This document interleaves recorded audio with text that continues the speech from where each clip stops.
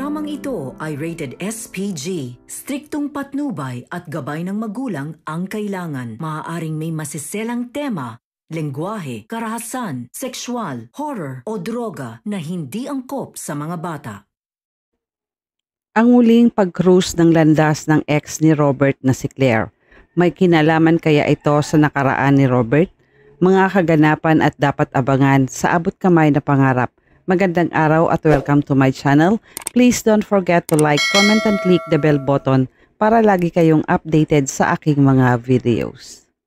Samantala, dahil sa hindi na tumuloy sila Giselle na kumain sa labas, sa pag-aalala ni Robert kay Zoe, nagpasya sila na bumalik na lang sa Apex at alamin kung ano ang nangyari kay Zoe.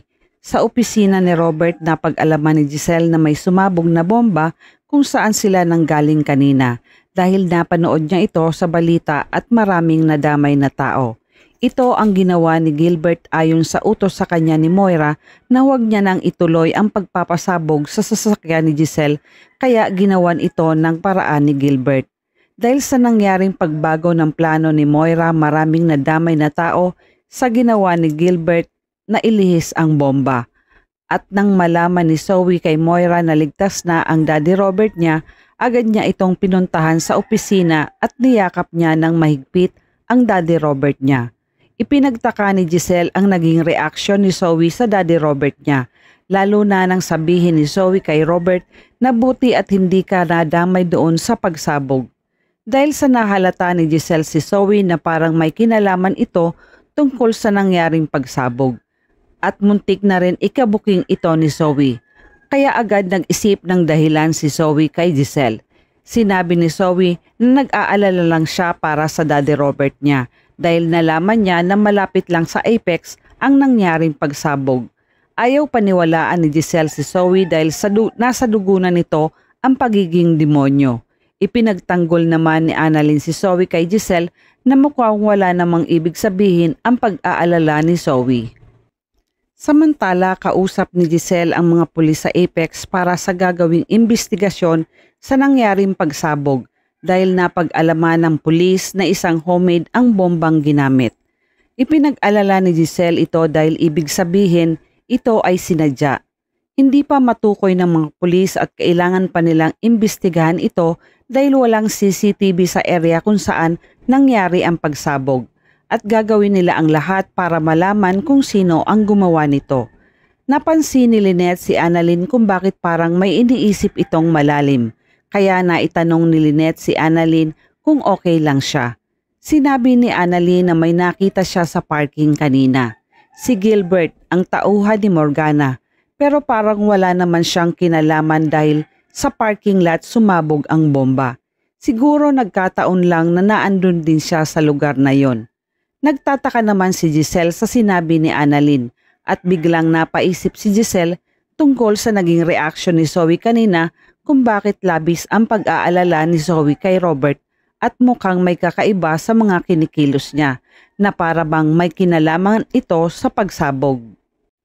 Mas lalo pang kinutuban si Giselle nang malaman niya kung bakit naandun si Gilbert ang tauhan ni Morgana sa lugar ng pinangyarihan ng pagsabog.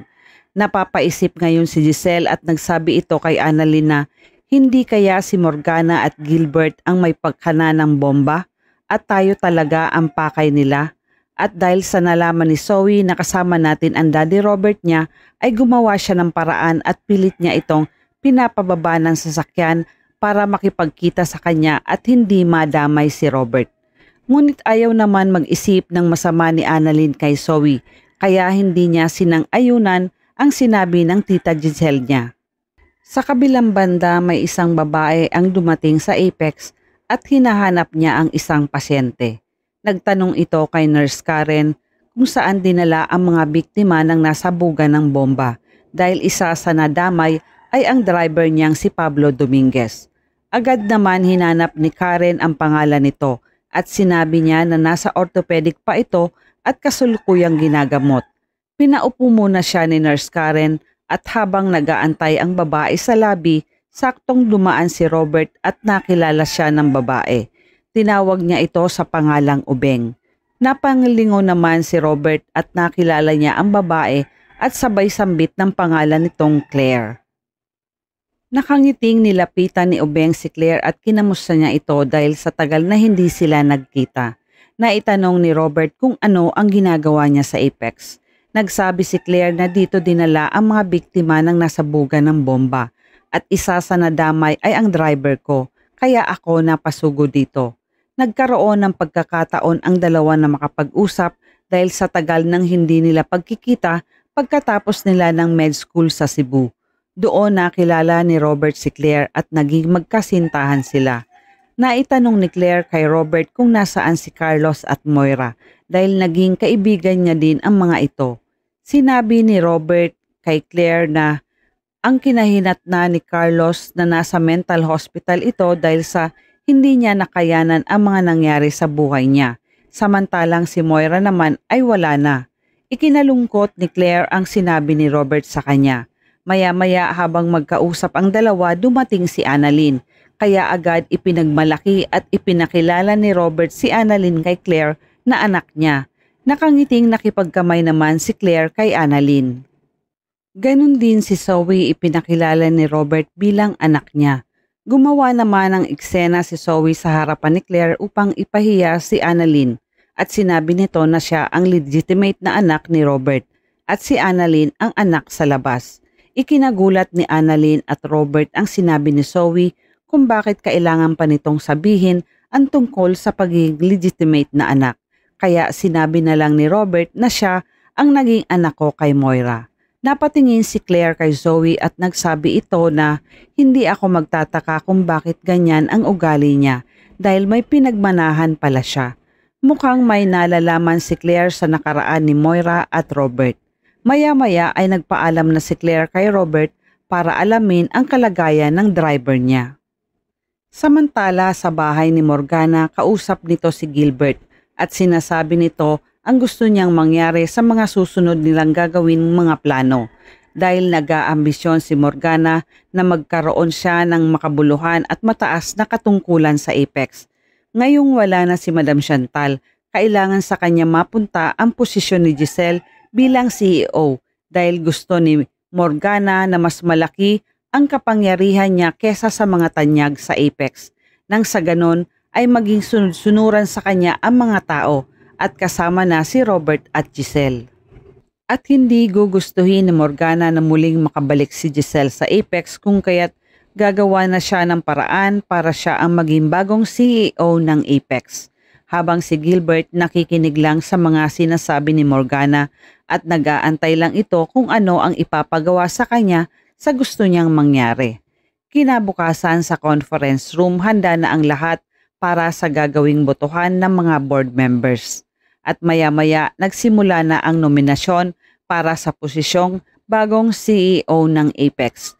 Natuwa si Morgana dahil isa siya sa na-nominate ngunit ang hindi niya inaasahan na magtaas ng kamay si Robert para i-nominate niya ang kanyang sarili bilang bagong CEO ng Apex. Ikinagulat ito ni Morgana dahil ang buong akala niya ay hindi siya kakalabanin ni Robert. Samantala na itanong ni Annalyn sa tatay Robert niya kung sino si Claire at kung bakit ito nasa Apex. Nagsabi si Robert na nagkataon na dito dinala ang mga biktima ng pagsabog at isa ang driver niya sa dandamay. Kaya nakita niya ako. Siya ang ex ko na galing ng Cebu. Siya ang unang kasintahan ko nung nag-aaral pa kami ng med school. Napaisip naman si Annalyn na baka pwedeng makatulong si Claire sa tatay niya na maibalik ang alaala nito. Si Claire na kaya ang makakatulong upang tuluyan ng magbalik ang alaala ni Robert at sino ang magiging CEO ng Apex sa labanang Morgana at Robert. At yan ang ating pakaabangan dito lang sa Abot Kamay ng Pangarap. Huwag bibitiw at huwag kalimutan mag-subscribe. Maraming salamat po and God bless.